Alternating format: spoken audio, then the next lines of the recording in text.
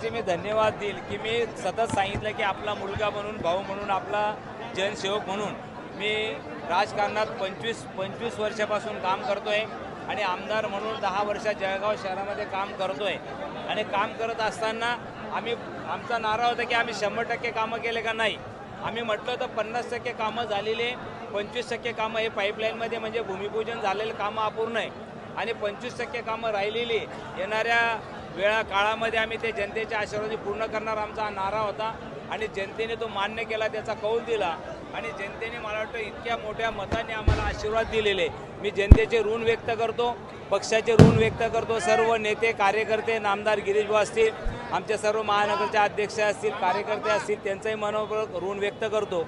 आणि जनतेने परत तिसऱ्यांदा मला सेवा करण्याची संधी दिली म्हणून मी जनतेचे सदैव ऋण व्यक्त करून येणाऱ्या काळामध्ये परत जनतेची सेवा करण्याचा प्रयत्न करणार। मुख्यमंत्री म्हणून कोणाला बघताय तुम्ही आता? नाही, पक्षाचा तो पण आमच्या भारतीय जनता पार्टीचं स्पष्ट म्हणजे जो 100च्या वरती आकडा गेलेला आहे, त्याच्यामुळे आमच्या पार्टी म्हणून भारतीय जनता पार्टीचा मुख्यमंत्री बनावा असा कार्यकर्ता आमची मागणी असेल। शेवटचे हायकमांड आमचा जो निर्णय घेतील तो आम्हाला मान्य असेल।